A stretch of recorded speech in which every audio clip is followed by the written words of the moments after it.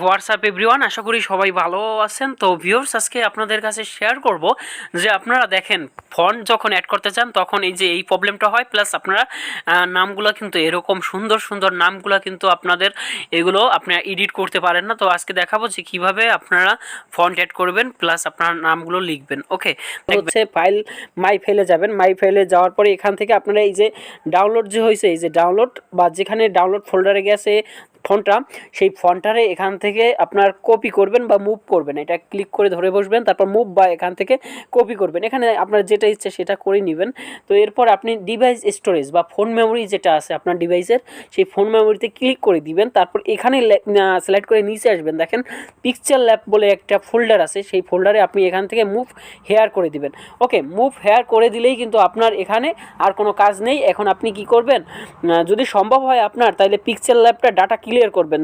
তো data clear করার জন্য পিক্সেলল্যাবটা ক্লিক করে ধরে বসবেন, তারপরে অ্যাপ ইনফোতে ক্লিক করে আপনার স্টোরেজ ইউজে ক্লিক করে এই যে ডাটা ক্লিয়ার ডাটা ও ক্লিক করার পর এখানে ডিলিট করে দিবেন। ওকে, এরপরে কি করবে, আপনারা একটা ইমেজ সাইজ বলে একটা অপশন আছে, ইমেজ সাইজ নেবেন। তারপর এখানে কাস্টম থেকে ইউটিউব ব্যানার বা আপনি যেটার জন্য বানাবেন, তো ইউটিউব থাম্বনেলের জন্য যদি বানান তো ইউটিউব থাম্বনেল। ওকে, এরপর এখানে প্লাস আইকন থেকে আপনার ফরম গ্যালারি থেকে আছে সেই ইমেজগুলো আমি কিন্তু দিয়ে দিব। তো আপনারা তো ভিউয়ার্স, এই ইমেজগুলো পেয়ে বসাবেন।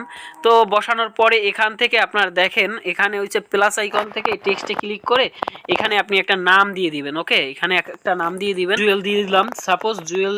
দেওয়ার পরে এখান থেকে দেখেন এইটা আপনার এই এর পর ক্লিক করে দিবেন। তো এখান থেকে আপনার কি করবেন, এই যে প্লাস আইকনে ক্লিক করে দিবেন। তারপরে এই যে দেখেন এখানে পিকচার বলে একটা অপশন আছে, তো এখান থেকে আপনার যে ফন্টটা আসিল ডাউনলোড করছিলেন সেই ফন্টটা এখান থেকে আপনার টিকমার্ক করে দিবেন। ওকে, টিকমার্ক করে দেওয়ার পর অ্যাড সিলেক্টেড করে দিবেন। তারপর এখান থেকে এই টিকটা দিয়ে দিবেন, তারপর ওকেতে ক্লিক করবেন।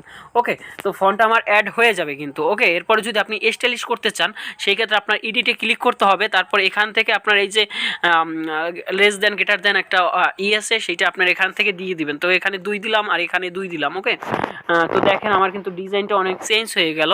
তো আমি যদি চাই যে এই ও কার্ডটার ডিজাইনটা চেঞ্জ করবো সেটা হবে। তারপর হচ্ছে এখানে আমি 5 দিয়ে দিলাম।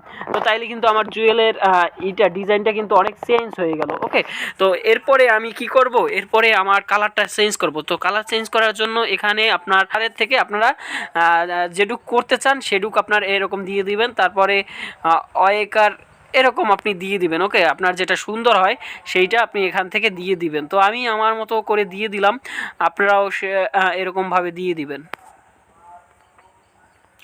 তো এরপরে আপনি ক্লিক করে ওকে করে দিবেন। তো এরপরে দেখেন আপনাদের এটি কিন্তু অনেকটা লেগে গেছে। তো এইটা আপনারা একটু মানে কিভাবে আপনার 3Dর আকৃতির করবেন, সেক্ষেত্রে আপনারা একটু নিচে আসবেন, তারপর শ্যাডো বলে একটা অপশন আছে, শ্যাডোতে ক্লিক করে দিবেন। তো শ্যাডোতে ক্লিক করে দেওয়ার পর এখানে ব্লু আর রেডিওস এখানে 18 বা 19 করে দিবেন। তো 19 করে দেওয়ার পর এটা এনাবেল করে দিবেন। তার অফসেট এক্স। ওকে, এইটা আপনার কি করবেন, এটা আপনারা 9 বা 10 দিয়ে দিবেন, বা যেটা আপনার ভালো হবে সেটা আপনি দিয়ে দিবেন। তো এরপরে আপনারা এইটা কি করবেন, দেখেন এখান থেকে আপনার প্লাস আইকন থেকে ফরম গ্যালারি থেকে এখানে আমার অনেক ধরনের পিএনজি ফাইল আছে। তো এই পিএনজি ফাইলগুলো আপনারা ডাউনলোড করে নেবেন। তো এই যে আমার পিএনজি ফাইলগুলো আমি ডাউনলোড করে নিলাম। তো এরপরে আপনারা এখান থেকে বসাবেন। ওকে, এইটা একটু তাহলে আপনার কি করতে হবে, এই দেখেন এটা সিলেক্ট করতে হবে যেটা কালার চেঞ্জ করবেন। তারপর এই যে দেখেন এইটার পর ক্লিক করবেন। তারপর দেখেন এই যে কালার বলে একটা অপশন আছে, এটা এনাবেল করে দিবেন। তো এনাবেল করে দেওয়ার পরে এটা কিন্তু এরকম হয়ে যাবে। আপনার যে ডিজাইন লাগবে আপনি জাস্ট সেই ডিজাইনে আপনি যে কালার সিলেক্ট করবেন সেই কালারের পর রেখে দিবেন। ধরনের ইএস অ্যাঙ্গেল আছে। ওকে, আপনার এখান থেকে যেটা ভালো হয় সেটা আপনি 30 ডিগ্রি বা করতে পারেন। ওকে, এরকমভাবে আপনারা করে নেবেন একদম স্মুথ। তো এরপরে আপনারা কি করবেন, সব যদি হয়ে যায় তারপর এই যে এইটার পর ক্লিক করবেন। তারপর সেভ ইমেজে ক্লিক করে এখান থেকে দেখেন কাস্টমার লেখা আছে, তো এখান থেকে আলট্রাটা সিলেক্ট করে সেভ টু গ্যালারি তে ক্লিক করে দিবেন। তো আপনার কিন্তু গ্যালারি থেকে সেভ হয়ে যাবে। তো ধন্যবাদ সবাইকে, ভালো থাকবেন।